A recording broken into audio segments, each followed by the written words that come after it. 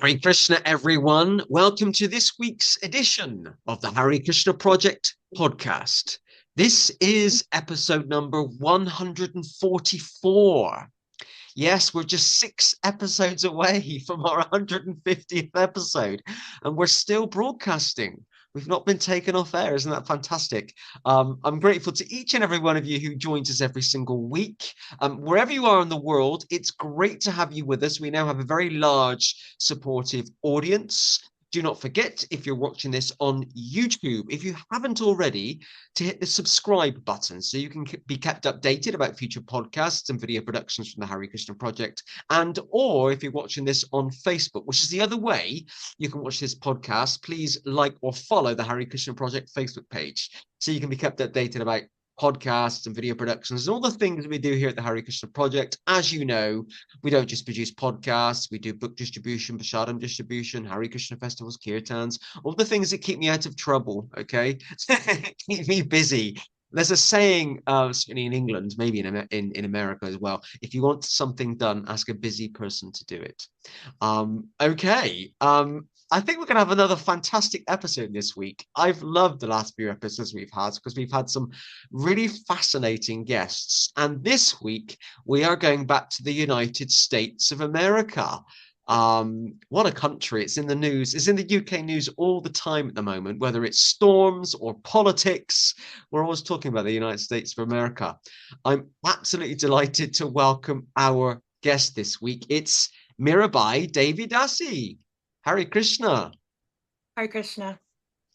It's great to have you with us. And I have to say from the start, you're one of my favorite types of guests because we've never really met before. We've had a bit of dialogue before today's conversation, and I like guests who I don't know much about, which means I'm just as surprised about the answers as, I can genuinely look surprised. Oh, I didn't know that. So it's going to be a great interview. Looking forward to the recording. So Mirabai, your first question is the first question that everyone gets, just to warm them up. Please tell us a little bit about you and where you are from. I'm from California, for 4 years. I started during the pandemic, so I had a really intense introduction because the temples were closed and I wasn't going out. So, I was really fortunate to have a wonderful devotee just call me, read to me, chant with me like 8 hours a day for months. So I was really, pushed forward by Krishna's grace during that time. And yeah, then started serving in the temples, and I'm really happy with my life and the bliss that it gives, the opportunity Wow. to serve Krishna. Hmm. Wow. So only kind of 4 years you've been around the Hare Krishna movement. Yeah, I had prasad a long time ago in 2002, but it was just like a friend at a restaurant in my house have you been to, and she went through all the this, that, then, oh yeah, those Hare Krishna, Hare Krishna, Krishna Krishna, Hare Hare, Hare Ram, Ram Ram, Hare Hare. And I didn't ask her about it. I didn't, repeat it. I just remember I was really focused on it. And I think that awakened something, well, it did awaken something in me because about, I don't know, 3 or 4 months after that, I just one day had this realization that I'm going to give all my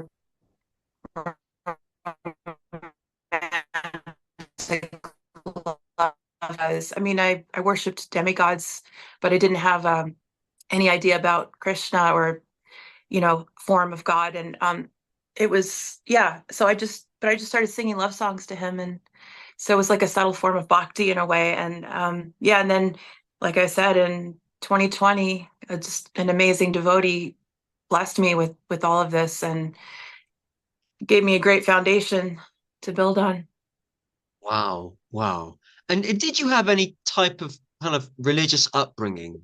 I mean, were Mhm. you searching for something before 2020?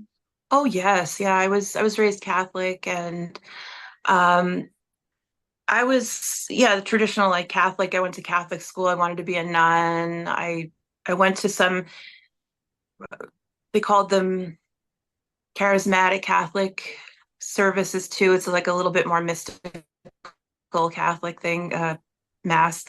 And yeah, but then I was really caught up in the contradictions of so many things, and I had a lot of belief in reincarnation, so I was really drawn to Eastern philosophy, but I didn't really have yeah, a teacher or anything, or find the right information. So it was just kind of the pieces were there, and then when I found Krishna consciousness, it just helped me see all the pieces going together. So yeah, it resonated with me right away. And then the bliss is easy to feel if you really are sincere about trying it. So yeah, I love Krishna consciousness. Yeah, I love it. I love everything about it. Yeah. When you find it, it kind of just hits you, doesn't it? Hmm. It's kind of like, wow, where has this philosophy been all of my Hmm. life? You know, Yeah. and I mean, my story may be a bit similar to yours. I was kind of searching for a long time.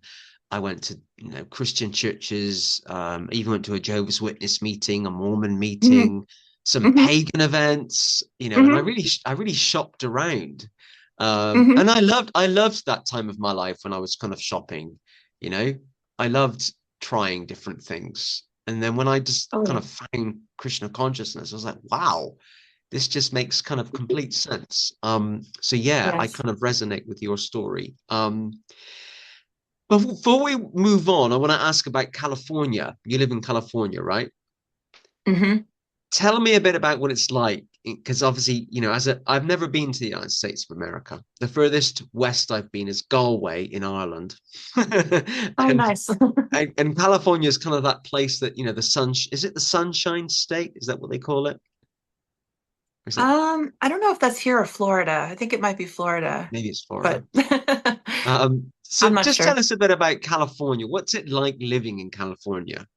Oh, it's paradise. I mean, depending on which part you live in, but the southern part is, I think, the best. I'm in San Diego, and it's really, I've been all over the country, and it's really the perfect place. I mean, just how it's set up and the weather,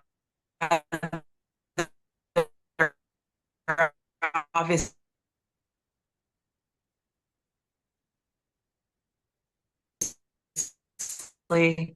Winter. Yeah, great tourist spot. So there's a lot of things that people find to do besides just enjoying the nature. And but yeah, it's great when people come to. I mean, I know whenever I travel somewhere, I want to see the ISKCON temple. So that's like the oasis in the middle of everything too. But you could say people are pretty, especially in the southern part.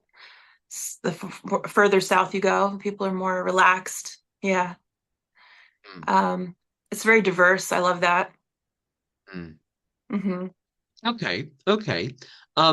Just to let you know that the signal's cracking up a bit, but it's still okay.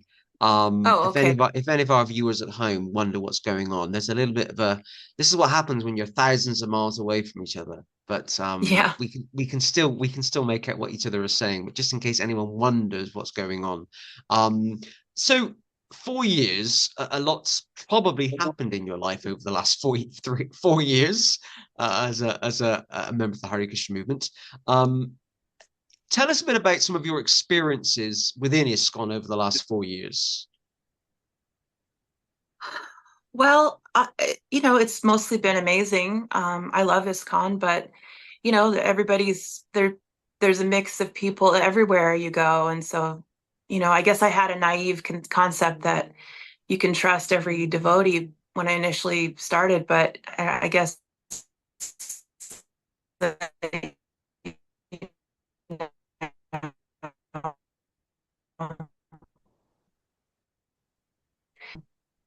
I've had I've had amazing experiences, and I've had some bad ones. Um, Probably the worst would be, oh my God. Well, I don't even want to talk about these experiences. It's just people having a problem, like one time I went to Sadhu Sangha with some people I don't know, and one of them was just completely crazy. She was dictating things to like me and the other person. And then she ended up threatening my life, which was because she was insulting Krishna and Jesus, and I asked her not to, so she like threatened my life. I mean, I've had a random mixture of experiences with people, but like I said, it's anywhere you go, there's always going to be somebody, but devotees are wonderful people in general. I mean, especially very sincere ones are extremely sweet people. And yeah, I love devotee association, and I really have, yeah, have had some wonderful, more wonderful than bad ones, but Mm. yeah. Can we talk a bit now about initiation in ISKCON? hmm Um, how did your initiation happen? And leading up to our main discussion point today, who gave you your name, Mirabai Devi Dasi? Oh yeah, so Giriraj Swami is my spiritual master, and uh he initiated me after 2 years, and I think it was 2 years, and um yeah, we went I went it was Radhastami, and that was one of the best weekends of my life, really. It was, first day was the Radhastami, the initiation, then it was a flower shower, and then it was his Vyasa Puja the next day, and then it was a boat festival. It was like paradise, of experiences. So yeah, he, I think as far as from what I've heard, he takes a long time to do initiation, but yeah, I got it pretty fast comparatively, I Mm. guess, and it's fortunate. And what was it particularly about Giriraj Swami that first attracted you in that spiritual sense to Uh-huh. take him as your guru? And how did that happen? What was the attraction in him that you saw? Well, I didn't know anything about him. I was just watching his YouTube videos. I didn't know that he was even living in California. I didn't know anything about him, but I liked his he just seemed very sincere to me. And I liked then when I got to know a little bit more from him, watching his videos, yeah, that his service to Srila Prabhupada, and then his purity, like so many things that caught my attention. Mainly that he is sincere, and probably he seemed very sweet, loving. Yeah. Mm. Mm. It's always quite I don't know if comforting's the right word, but yeah, comforting and joyful when you find a spiritual teacher or a guide that you kind of click with or kind of relate to. hmm And I know I've certainly felt that in the past, and many of our viewers and listeners would think, well, there's a spiritual guide or a teacher or a guru that you really kind of click with, and that person really helps you with your Krishna conscious journey, because Yeah. sometimes it can be a bit overwhelming and confusing, you know, all these Vedic textbooks, Bhagavad Gita, Srimad Bhagavatam, all of these things, and you need a good guide or like a person hmm to help. Um, Tell us a bit about your relationship with Giriraj Swami and how that's evolved over the years. Well, he was always, I mean, he didn't always answer my emails at first in the beginning, but he slowly was getting, like getting to know me, and then he would sometimes email me on his own, just saw something that I posted and comment, he's privately messaging me about it, or and then yeah, I mean, I loved him from the beginning as my father, like I took him as my whole family basically. He's my father, he's my whole family, he's a representative of Krishna, and I really served him sincerely, and um yeah, I had great great fun and happiness, serving him in whatever way I could. Whenever I saw him in person at a festival or anywhere, I'd try to bring him something, or it just was perfect timing, I guess, that I was lucky that a lot of times people would ask me, "Oh, could you help me carry this tray for Maharaj?" Just so I've been really fortunate that I've been able to serve him a lot, and yeah, it definitely made me love him more, and he was my constant meditation and joy in life. And yeah, so then with the Rath Yatra this year, I wondered, I prayed like, oh, I hope that Krishna will allow me to see my spiritual master, this year. Because I think the last year I was busy and hadn't seen him, and then he came and found me at the end. But this year he came right away during the parade, walked right toward me and was walking with me in the whole thing. And it was so like it was so wonderful. And I gave him the garland that I made him, and yeah, I mean it was like, yeah, one of the best days of my life. And so then the next day I kept seeing him, the next day after that he was wearing my garland, and I thought, wow, this is so cool that he's still wearing it. But why? What does that mean? Did he like my garland? Is he pleased with my service? What is it? And so when I asked him, that really it shocked me that he said he was in love with me and that he worships me and that he adores me. On top of that, it's like, I, yeah, that was the highest I think I've ever felt. I thought I was going on another planet. And um, so then, yeah, I mean, I, well, I mean, of course, I already loved him, but it was easy. So it was easy to love him in the full capacity, I guess you could say. But it was wonderful. He's great. Um, I don't like that people are being so mean to him and saying, oh, this, Swami fell down and stuff. I mean, okay, maybe that's true, but it's not. First of all, I'm not the one that made him fall down, because he has had relationships before. He's told me, and other people have told me, come forward and told me. But I just don't like people, saying bad things about him, because he's not a bad person. It's just he's a normal, he has normal desires too. But he's not a bad person. And, he hasn't, everything was consensual. It was nothing like that. But my whole thing was just trying to help him, because, yeah, I mean, as our relationship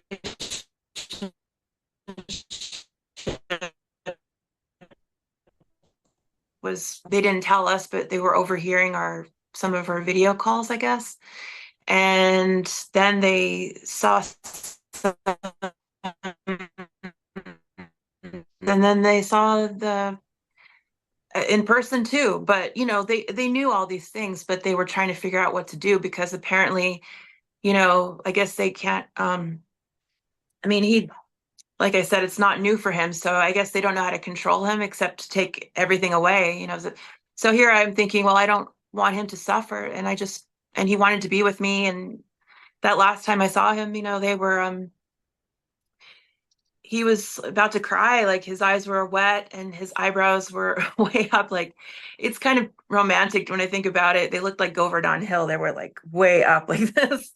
But like, I feel bad because I love him. I don't want him suffering. And so I didn't want any, to ruin his reputation, but that was my only thought, my last effort to try to do something to get people in there to say, hey, wait a minute, you guys are taking away his phone and not and access to the computer. That's abuse. I needed someone to go in there and tell them that, because it is. And just because someone is going along with and accepting it doesn't mean it's right or okay. And so to me, that's elder abuse, what they're doing. And they're also taking advantage of him, with his money and stuff. Like, one was going to Italy when I was there, one told me about how he put her through medical school. I mean, whatever, but the people take advantage of him, like, so yeah, our relationship was fantastic. It was perfect. I told him, I mean, for me, it was perfect. He is my perfect person. And he told me the same thing. There were many times when I would say, like, oh, sorry, like maybe I'm whatever, saying something too, like crossing a line or something. And he'd be like, oh no. I mean, we're already boyfriend and girlfriend, but in the back of my mind, it's like, oh, he's my guru.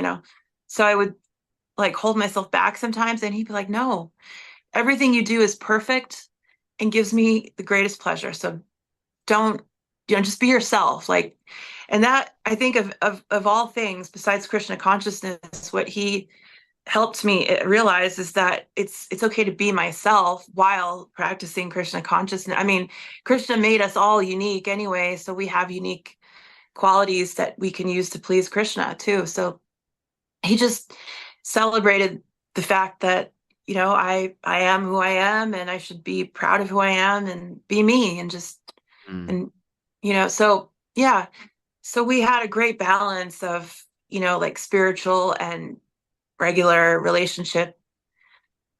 Um, and it was like, yeah, like if I could write, if I could tell Krishna, this is the script of what I want my perfect person to say to me the exact way and what they would say.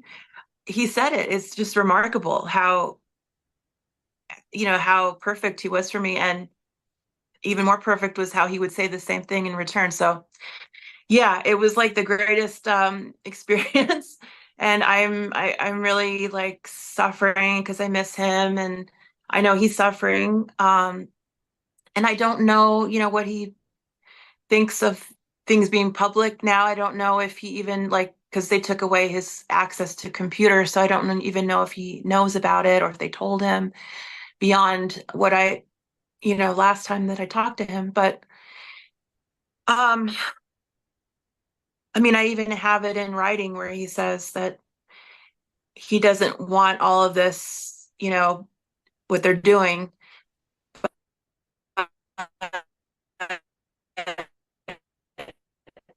Let me know that it was none of this from him. He doesn't help himself, or um, yeah, I mean, he lets them do whatever they want. And there were many times when he wanted to see me, he would call me and say, okay, this time, this place.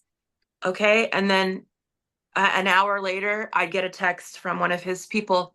Oh, Maharaj is not going to be able to make it, blah, blah, blah, some other excuse all the time. And the times when unfortunately we had to sneak because of the way they were, we had to sneak to see each other. They were, well, a lot of it was when they were sleeping, but during the day, the last time that I was there, it was during the day. And it was, because I had been seeing him, he'd been calling me over to see him at night when they're sleeping. And then, I mean, at first it was sneaking him out, to go to my hotel. And then it was sneaking in. He would sneak me in his room because they had someone in front of the door. And then I guess they got wind of that. So they took they had someone sleeping in the room, like the room within the room, I guess they call it. It's like a little room in his bedroom. So yeah, I mean, they took 6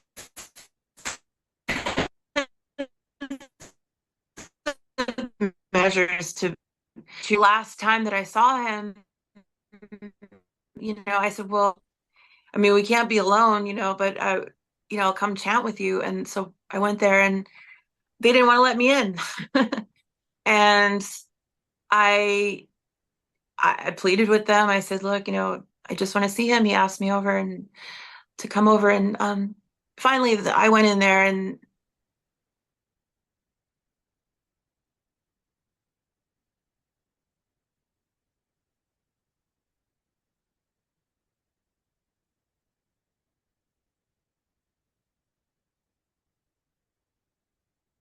about what they're doing to him and the terrible things that they're taking things away. But instead he just grabbed me and we, like we were making out and we were having sex just like as if we were alone, like at night. And it was in the morning during Japa Sangha, but the video was turned off. And it was in his temple room. Like we had, I mean, what I gave him oral sex in the temple room. It wasn't like full on right there, but I mean, that shocked me. I guess that was the moment where I did have like came out of the whole like, oh yeah, I'm his girlfriend. I was like, wait a minute,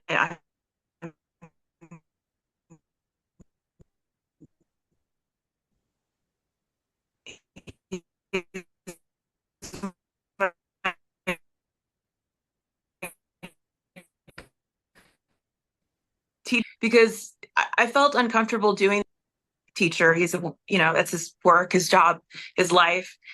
But he probably should have been married, years ago in the beginning because he has those needs and desires. Like, it's not a bad thing. It's just he just wanted to, I think he just was trying to suppress it, but he has those yeah, those desires. And I had asked him before, like, did he have other girlfriends? Because I had some suspicion, like I saw some things on his computer, and some other people did.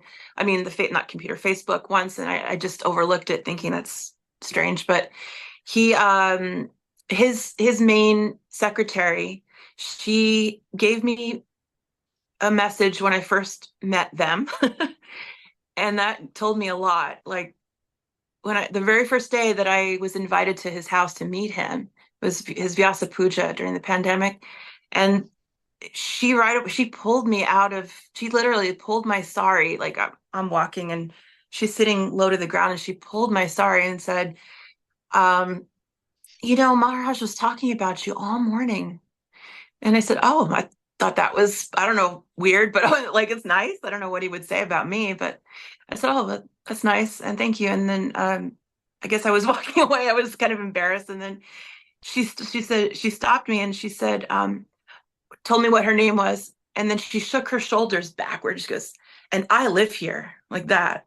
And I got her message, the woman to woman, like, this is my man, this is my territory, back off, bitch. But I had no designs on any of this. So I was like, okay.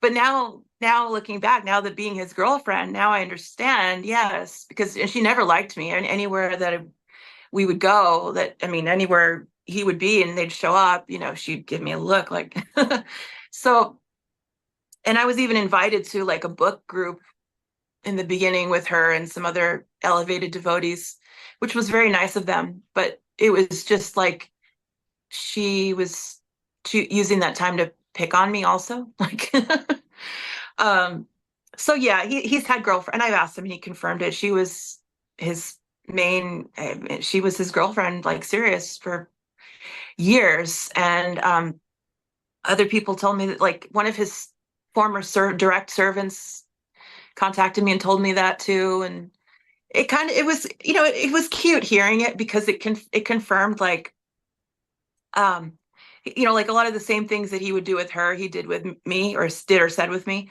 So it was really cute in the sense that, I mean, this is just who he is, and this is him being sincere. And he's very charming and romantic. Like, one of the things I liked was he said that she used to hide in the closet from her. Well, she was married too at one time, hide in the closet and then talk to him. And then they would watch Shakespeare in Love together, like, over and over. So I thought that was adorable. We used to watch movies too, romantic movies. He's so charming.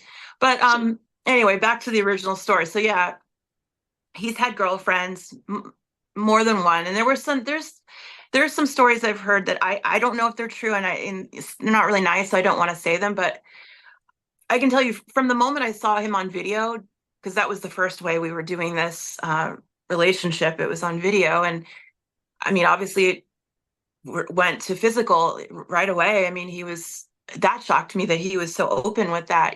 Like, he knew how to do uh, video sex, like, in, cyber sex. He knew very well, and that gave me a clue also. But yeah, it's not new for him. So so yeah, that day, that was the last day I saw him, and we were, intimate in the temple room. Oh my God.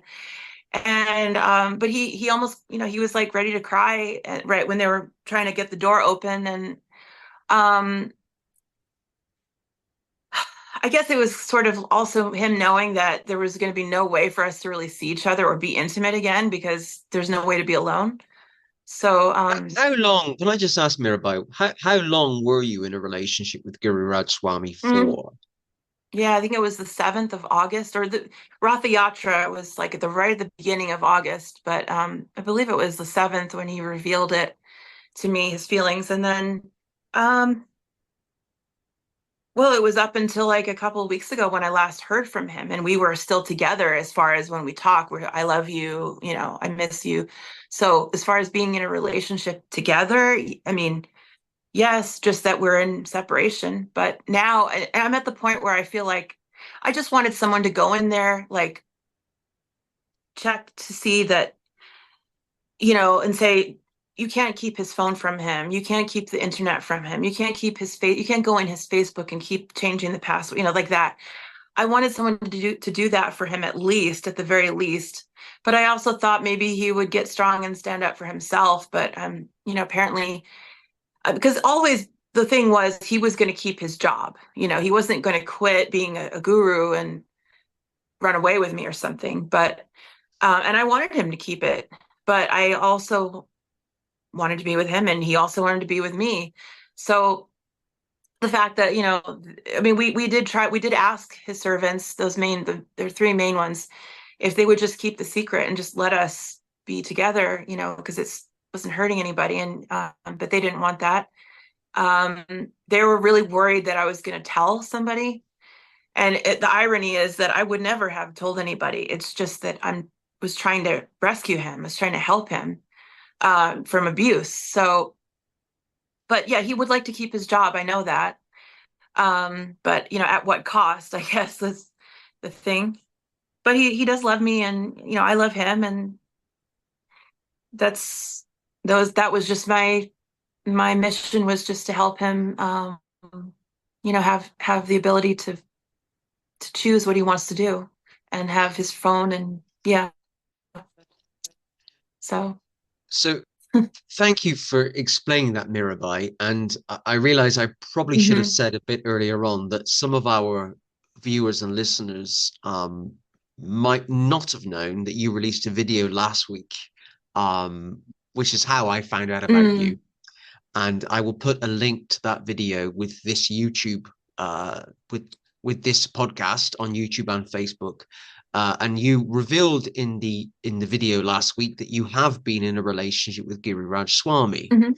and you talked a bit about how intimate the relationship has been, and how you met each other, and various things. Can you just, as you know, this has been a kind of a straight edge podcast. We talked about that before I hit the record button. Can you just talk a bit about uh, how intimate was your relationship with Giriraj Swami, if you feel comfortable saying? Yeah, it was intimate on all levels. In fact, one of the things he said in the beginning was, "Thank you for giving me your." It sounds weird, but we give them our soul when we first start with them, or your soul, your mind, your heart, and now your body. Like, he was accepting it like an offering, and so and he kept saying how I please him, like that he can't even, I please him so much, and that he's so pleased with me and my service too. Like, he kind of separated those two. But yeah, it started on video. Yeah, it started.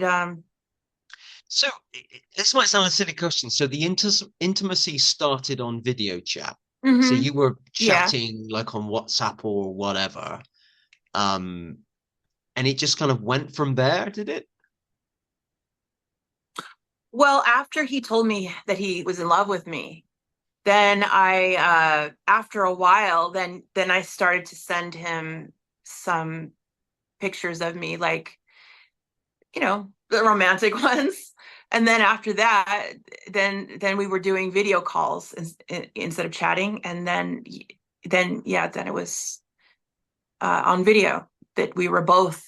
I mean, actually, the very first time we did that, I mean, not did anything, but that he showed me himself was he was showing himself first, was a lot of times he would call, well, he would always call me when he woke up. It was like 5:30 or 6. And then uh he would say he was going to call me later, but he would call me 3 minutes, a few minutes later from the bathroom. So the very first day he called me or the next day he called me from the bathroom, and he was fully naked. like he didn't, it was just like his upper body, but then he panned the phone to the mirror to show me everything. So, he started that first, and then I think it was later in the afternoon we did another video call, and he was laying in bed, and then it was progressing to like regular sex, like video sex, like that way. So, I mean, in case anybody doesn't know what that is, yeah, I mean, it's showing, but it's also like we're doing the acts, I guess you could say, to ourselves, and talking, but we're looking at the video. So, like, he would have, for instance, his phone, like down, over way down there. And he would have his glasses off, but he would put them back on when he's showing me, because he wants to also see me in the video, like, he can't see from that far. So that's what we would do. But then, yeah, I mean, obviously we met in person several times, and we had in-person intimacy too. So, um, I mean, in my memory, the oddest one of all was the one I just mentioned, how when it was the last day, it was during the day, it was unexpected. I mean, I was just going there to see him because I missed him and chant with him, thinking I'm not even going to get to hug him. But we were alone and in front of the deities. And yeah, I mean, that was the last time.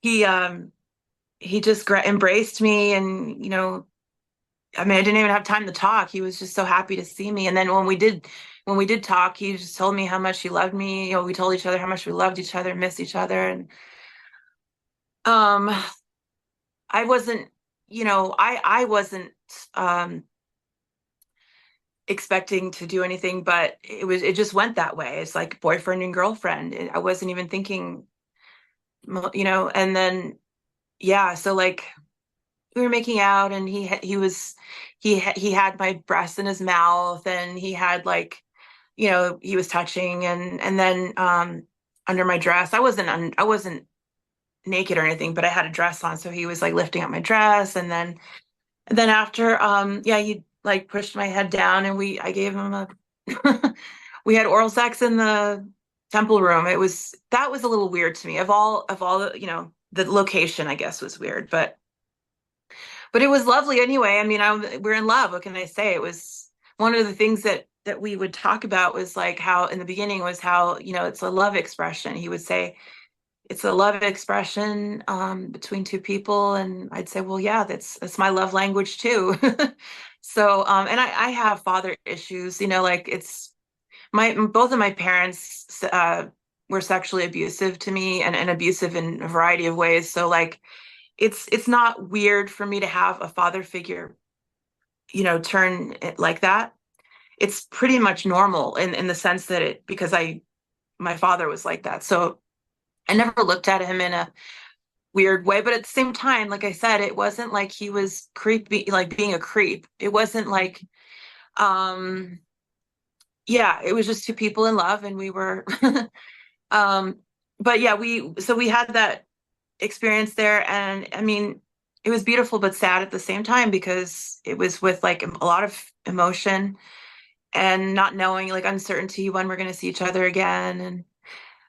And so then when they came in, yeah, so they came in, and they, once they opened the door, he dropped his hands from me. So it's like he was still showing them, like, okay, I'm on board with you, like, yeah. And But when you say they, you mean his disciples. yes, They caught you in the act, literally. they did, yeah, two of them. And so in terms of some of the things that have happened over the last few weeks, your video came out last week. Have or as far as I'm aware, because I'm going to come on to something else in a minute. As far as I'm aware, his disciples haven't denied any of this, have they? No, no, no. Well, how could they? They saw it, they've seen it, they've heard it. They're just, the day that I made that video interview, they came up, they had a Zoom meeting.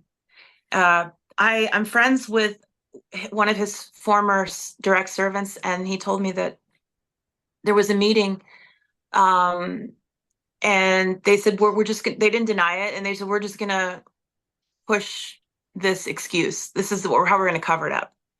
And what they're doing is they're claiming that he has dementia, which he doesn't, you know. So first, I can say I'm a professional from I was a caregiver for many years, and I've worked with dementia people, Alzheimer's, all of those. He doesn't have any of the symptoms of these kind of people, and it is just an excuse because they literally cannot come up with another one.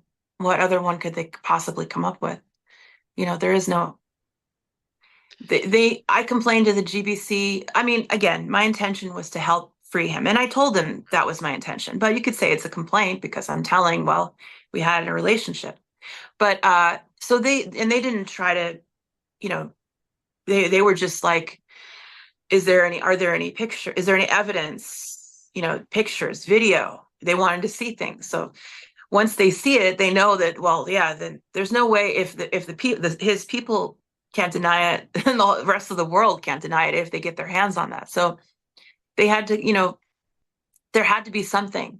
And I can understand their perspective. I mean, I love ISKCON. I know that I don't want anything to come bad to come of it either. So, I can understand their perspective, preserve it by just covering this up. But, they're also hurting their person who is, I mean, I'm their person too. I'm an initiated devotee. They should also care for me. But I'm doing this for him. It's just a sacrifice to, all this negative attention I don't want. But I wanted to get his freedom back and for him to make the choice of what he wanted to do on his own with that freedom, and not something, a threat. I don't know what they're threatening him with. So I didn't want a threat hanging over his head. But I don't think they want to help. I think they just want to sweep it under the carpet and keep him there. Just, I mean, he's a great person and great figure for this, organization. But yeah, they don't want to help him get his rights back, and they don't want to, yeah. So it's just a cover up. And yeah, I mean, he had their symptoms is the first thing is memory issues. And then they have like a lot of hallucination stuff, seeing, relatives and people that are not there. And then the ones that are really far gone and really out of it, yeah, like in the nursing homes, they might go around grabbing people, but he's not like that. He didn't go around grabbing me. He was really careful and deliberate with how he um, expressed his feelings, in that he did it very subtly by wearing my garland, and then, yeah, asking him about it. Then he told me. So this is not a person who, a person with that kind of thing would be like, oh, I want you. Oh, he's just carefully taking all these steps. And then also when we're caught having sex, he carefully, he takes his hands down to not show like, oh yes, I'm desperate in front of people. So this is not someone with if someone had dementia and they couldn't control themselves, they wouldn't be covering up their own actions or trying to hide it or minimize or being careful about how to deliver it. So he doesn't have anything. It's really the only thing they could say to excuse it. They're basically just excusing his behavior. But anyway, his behavior wasn't bad in my eyes. It was just, we're in love. But anyway, that's it. I don't know. At this point, I figure, they're probably never even going to let him out again. He's just going to be like sitting there, no contact with the outside world. That's it. Yeah. So what I find quite odd, just so our viewers and listeners at home are aware, or home or wherever you're listening, Mirabai has told us that in response to Mirabai's story, the disciples of Giriraj Swami announced that he has dementia. And what I'm going to do, just in the interest of fairness, is read out the official statement from ISKCON about Giriraj Swami having dementia. And if I'm really honest, before I read the statement, it's very oddly written. It's almost in response to your video. And I was saying to Mirabai before we hit the record button that what was very odd about Monday, whatever the date was last week on the Monday, I think it was the 30th of September. I think it was the Monday your video came out, possibly, or it was the Tuesday. Your video came out the same day as the statement from ISKCON. And I think your video came out first. saying that you've been in a relationship with Giriraj Swami, and on the same day, the statement from ISKCON's released to say that Giriraj Swami has dementia. And I just find it very interesting in terms of kind of managing public messaging. I work in PR and marketing, and I just find it like, that expression, what came first, the chicken or the egg? I know that in Krishna consciousness, we don't use that expression because we don't. But yeah, what came first, the chicken or the egg? And you have confirmed to me before we hit the record button that your video came first in terms of the timing, which I thought was very interesting. And I'm going to read the statement, but it's like it was kind of rushed together. Oh, Mirabai's video's out, claiming she's had a relationship with Giriraj Swami. Let's release the statement. So I'm going to read the statement, and then I'm going to read out something else. So this can be found on the official ISKCON website. Giriraj Swami has been diagnosed with frontotemporal dementia, a progressive neurological condition that affects his cognitive functions, including decision making. That was very interesting. It didn't say memory loss first, which most people associate with dementia, including decision making, emotional regulation, and social behavior. Memory loss isn't mentioned. This diagnosis significantly impairs his ability to control his actions and feelings, leading to behaviors that are inconsistent with his character and values. What a statement on dementia. It doesn't even mention memory loss. Although the diagnosis was only recently confirmed, Giriraj Swami has been affected by the condition for some time, and there have been noticeable changes in his behavior as a result. Still no mention of memory loss, still about behavior. One of the challenges of this debilitating condition is that those afflicted are often unaware of their impaired functioning and altered behavior. And then to almost finish, a team of medical specialists and dedicated caregivers serving under the guidance of senior Vaishnavas is providing Giriraj Swami with the support and care he needs. We deeply appreciate your understanding and ask for privacy and respect during this challenging period for Giriraj Swami. It sounds like someone's died. And it's kind of like, we want privacy now. Someone's just passed away and we're grieving. Well, For further inquiries, contact so-and-so. Literally, I know dementia affects a number of things, but the main thing initially is short-term memory loss. It doesn't even mention memory loss at all. It's a very bizarre statement. One of the most bizarre statements. So just for full disclosure, as a PR person, I have worked with care companies, and I've been asked to write statements to the public about dementia, and I definitely wouldn't have written something like this. It's very bizarre. And just so I make sure I also mention this before I come back to you, I've got to find it, is I'm not going to say the name of the guru because I don't have permission. When you want to find something and then you can't find it, where is it? Okay. This was leaked to me a couple of days ago. It's an email that was sent by a very senior ISKCON guru, was sent to a number of his disciples just a few days ago. And this is what the message says. Dear devotees, Jai Prabhupada, on Sunday, I visited Giriraj Swami at his California home. I have no knowledge of the medical science here, but I can say that Giriraj Swami was much better than I feared or expected. In fact, had I not known of his condition, I would not have suspected any medical issue. I am not questioning the medical report, nor the testimony of his personal assistants. I am simply saying that I conversed with him for about an hour, and it was not notably different from all the other visits that I've made over the years. So we've got a very bizarre statement that Giriraj Swami has dementia that doesn't mention memory loss at all. And then we've got one of the most senior leaders in ISKCON saying, well, I don't think he's, didn't seem like he's got dementia to me. So you can pin or bring all the pieces of the puzzle together. And it's just a very weird narrative, isn't it? This is a rush statement written by people who don't really know what they're talking about. Yes. Yeah. In fact, there was another statement I had read where before that, because I don't know, I'm confused. The first day when I made my interview public, they put up a rushed statement, but then the next day is when the GBC released their statement. about him. So the initial one said something like, he's been having trouble remembering Prabhupada memories. So they went with the memory thing, and then they took it away the next day. So I don't know, but he doesn't have any issues. Just like that Maharaj said, he doesn't have anything wrong with him, not mentally, not physically, nothing. He's perfectly fine. And he not only that, but he communicated how he is not pleased with what they're doing, with to his rights, to his freedom, to me. So I mean, not just to me. I mean, he told me this, but it's that freedom is not just to talk and see me, it's to talk to anyone, to see anyone.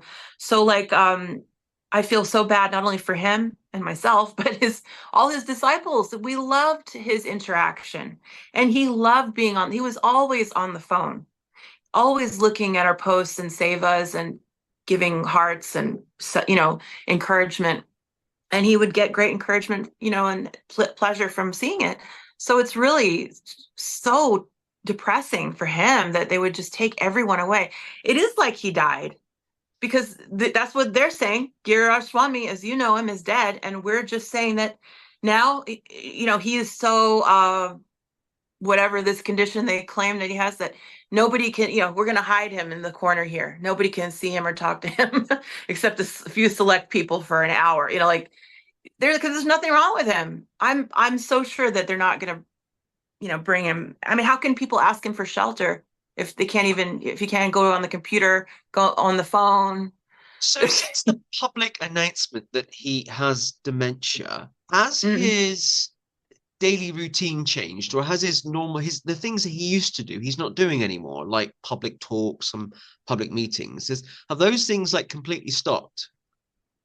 Well, what they did was they took his phone away, and then so he couldn't. Well, what they do is they use their servant's phone to do his japa sangha. And in fact, they're so paranoid about people watching it and realizing that there's nothing wrong with him, that now they have made it private. It's not public anymore, and you can't share the posts. You used to be able to share his japa. So I mean, I'm blocked from it, but I see it. I see it on other people's accounts. So yeah, they actually. I was on the other day. Actually, the new thing is the other day, like maybe 3 or 4 days ago, they found out they hacked into his Facebook. Someone had changed, one of his main people had changed his passwords. They told me the last time I had been up there. And I guess she figured it out or was able to get in. And so, of course, they blocked me, and all those other videos were deleted, but not my original one on my page. But yeah, they don't want anyone really to, they don't, as far as they are concerned, yeah, Giriraj Swami, the way he was, very social, all that is done. They're no longer, and they made him release a statement saying that, they either told him to write it or wrote it for him, but that it says, my health, my spiritual and physical health have taken a toll or something. And so I'm no longer going to be available or communicating through any platform. My secretaries will do that for me. Yeah. It's so weird. And like I said, unless, he's doing this because of course he wants to keep his job, you know, I don't blame him for that, but I mean, I guess he's okay with his rights being taken away. I don't know. I mean, what's I'm aware of is that when someone's diagnosed with a form of dementia, so there's lots of different types of dementia, Yeah, but there whichever are. form they're diagnosed with, the thing that they're encouraged to do, of the carer, is to make sure the person with dementia has the same routine. Drastically changing their daily routine or changing their lifestyle is not a good thing.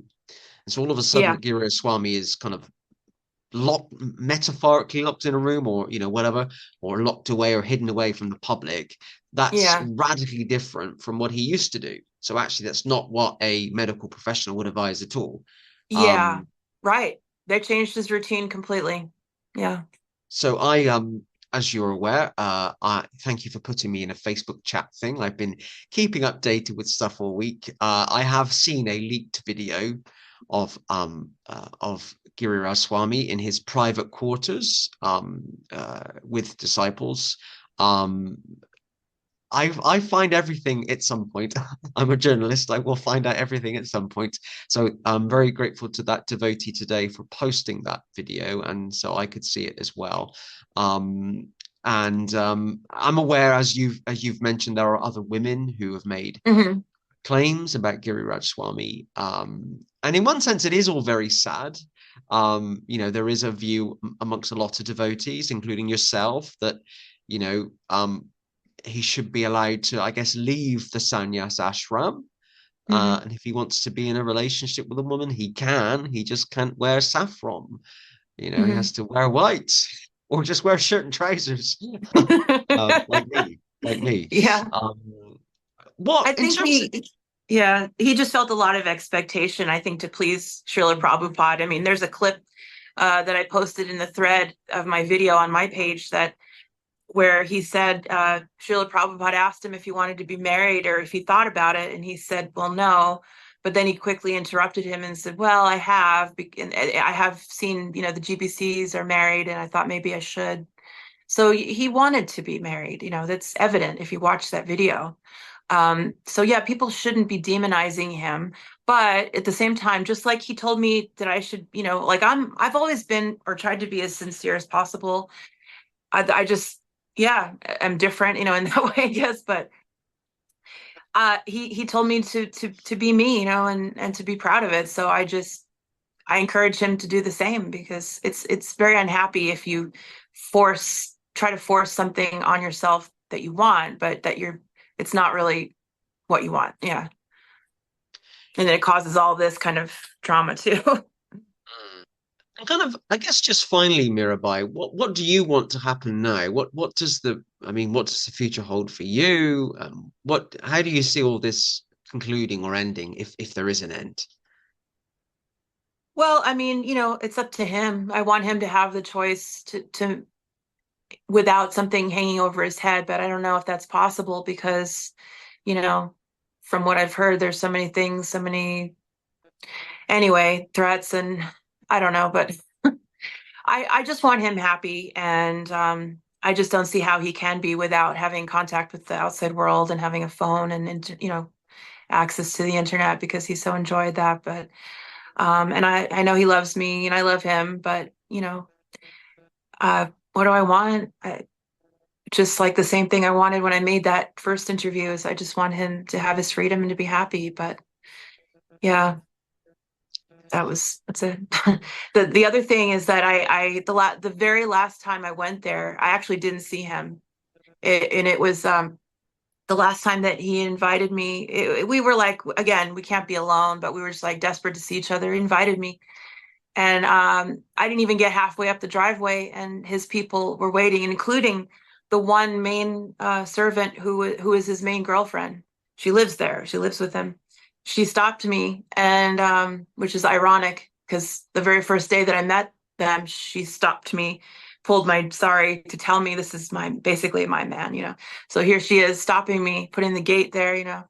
So like because I got up halfway and they stopped me, but then I got up to his building and I tried to go in and to see him, like, because he called me there, but she stopped me with the side gate there. Um, yeah, and then I got, what she did? She had me arrested. She called the police. So yeah, I mean, I got arrested for going to see my boyfriend invited, which is really ironic. So I had to spend the night in jail for love. Love makes people do very bizarre things, doesn't it? Well, we were doing pretty normal things. It was just, that he was a sannyasi. Yeah, that he is. Okay. I'm conscious we've been chatting for an hour. What I'm going to do with this podcast, I'm going to put a link to your video. And I'm really pleased that your video is still online, by the way. Yeah, yeah, Um, because it's on my page, that one. Yeah. I mean, you know how the Hare Krishna world on the internet is all over the place. There's messages, there's everything. And someone had put in a comment 2 days ago that your video was going to be taken down, and not, and they weren't anti you. They were like in favor of you. Oh, you've got to look at it quick before it's taken down. I'm thinking, I hope Oh. it's not taken down. It, it, Well, his were, yeah, on his page. They took him down yeah. there. So I'll put a link to your video with this podcast, and I will, out of Okay. fairness and transparency, put a link to the ISKCON statement, and people can make their own decision. Um, that's important. People are able to make their own decision. I think what I'm going to do, Mirabai, is just say goodbye to the viewers at home, listeners at home, and you and I can have a brief debrief after. So don't go away. Hmm. But it's been great to have Mirabai as our 144th guest on the Hare Krishna Project podcast. It's been great to hear her story. We've covered a wide range of stories over the last 3 years, and this is certainly up there as one of those stories. And I'm very grateful to her for being open and honest with us about some of the things that she's experienced within the Hare Krishna movement. Do not forget, if you're watching this on YouTube, if you haven't already, to hit the subscribe button. And if you're watching this on Facebook, if you haven't already, to like or follow the Hare Krishna Project Facebook page. And do not forget, I always love to receive feedback. I do receive feedback after every podcast, and I try and respond to as many messages as possible. It's not always possible to do that. Remember that with your feedback, try and make it constructive.